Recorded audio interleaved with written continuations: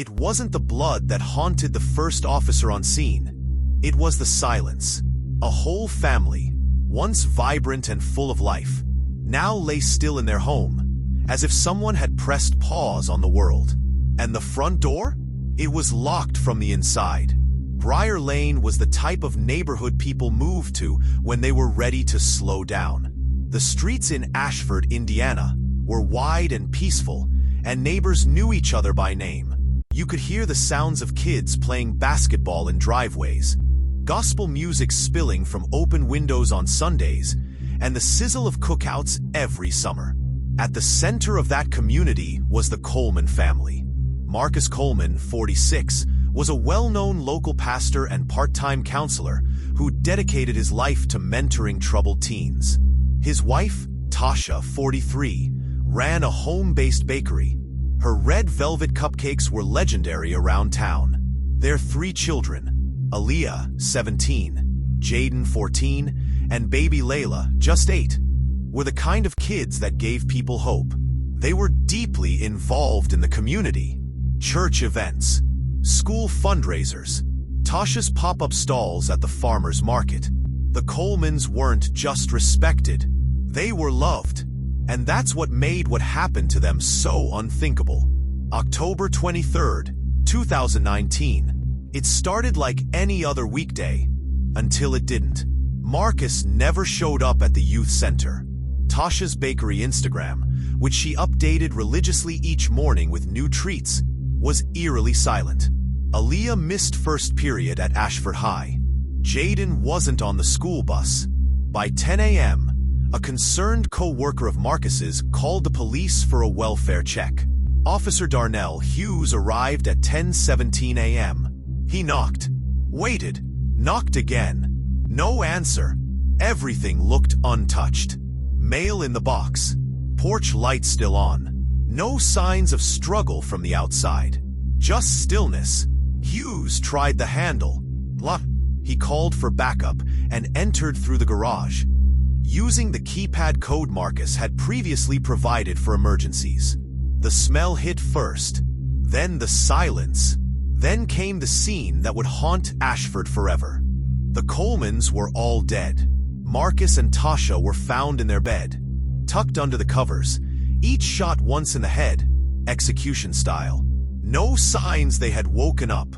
No defensive wounds. Aaliyah was discovered in her room, her phone still playing music, shot from behind. Jaden was in the living room, slumped over on the couch, controller still in hand. Little Layla was curled up in bed with her favorite stuffed giraffe, eyes closed. 5 victims, 1 weapon, no struggle.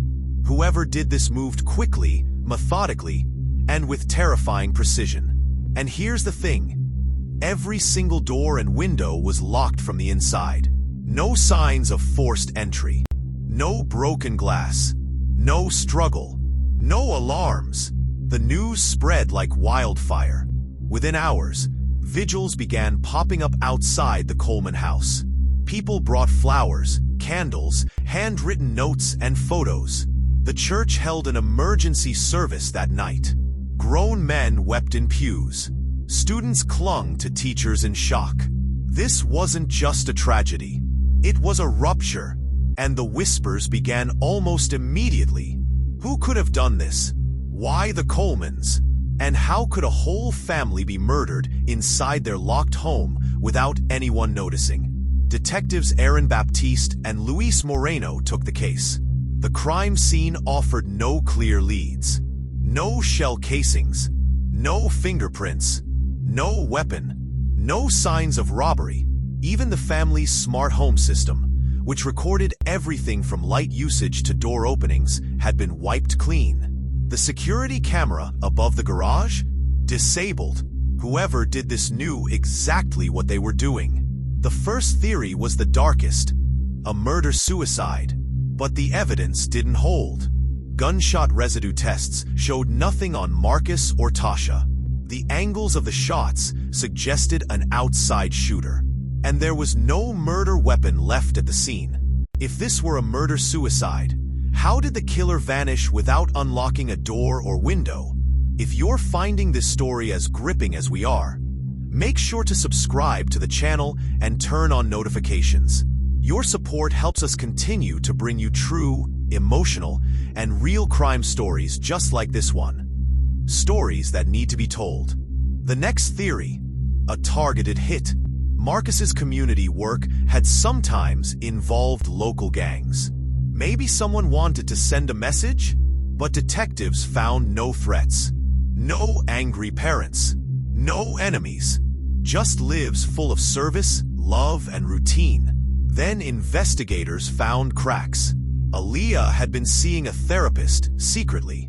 Her journal, recovered under her bed, hinted at something dark. They think we're safe. But I don't feel safe. Not anymore. She wrote about waking up to hear voices late at night. Not arguments, whispers. Someone moving through the house when everyone else was asleep. Jaden's laptop told its own story. He'd been visiting dark web forums, mostly about technology, privacy, and hacking. One folder was titled Plan B. Encrypted. Police still haven't cracked it. Then came Tasha's search history. How to escape an abusive marriage. Signs your phone is being tracked. How to disappear with children. There was no police record of abuse. No signs of physical violence. But something wasn't right. Then came a breakthrough. Caught by a neighbor's Ring camera across the street. At 2:16 a.m. on October 23rd, a hooded figure appeared at the end of the Coleman driveway. Tall, slim build, unidentifiable. They didn't knock, didn't enter. They just stood there. Then, slowly, they moved to the back of the house and vanished. That was the last movement detected on any camera that night. Police believe the murders happened between 2:30 and 3 a.m. The timing matched. But who was the figure? No one came forward. No one matched the build. The person was never identified. It was as if they were a ghost. Desperate, police turned to digital forensics. Marcus's phone had been wiped at exactly 2:24 a.m. Tasha's phone was never recovered. Aaliyah had received encrypted Instagram messages in the weeks leading up to her death from a burner account named Blackbird_47. The last message, sent the night she died, simply read, "You said you wouldn't tell. You promised." IP traces led nowhere. Spoofed addresses, VPNs. Whoever did this knew how to disappear digitally. Even the Coleman's smart lights had been turned off in sequence. Thermostat lowered. Devices muted. The house was silenced before the killings began. They weren't just being killed. They were being watched. Speculation exploded online. Some thought Marcus had been involved in something bigger, helping someone escape gang life, and this was retaliation. Others claimed Jaden had stumbled onto something dangerous online and brought a cyber predator into their lives. One theory said the killer was an insider, someone they knew, maybe even a family friend, someone with access, someone who knew the layout of the home. Then came the theory no one wanted to say aloud, that the killer was already in the house, hiding, waiting. Months passed, then years. The house was demolished in 2021. A small plaque stands in its place now reading, "The Coleman family, forever in our hearts." Detective Baptiste, now retired, still visits the site every October. In an interview, she said, "I've worked murders, gang hits, domestic cases. But this was different. This was surgical, intentional, and personal. The case remains unsolved. No arrests, no confirmed suspects. Just questions, whispers, and a family-sized hole in the heart of Ashford." To this day, the Coleman murders are one of Indiana's most haunting cold cases. No motive, no leads, no trace.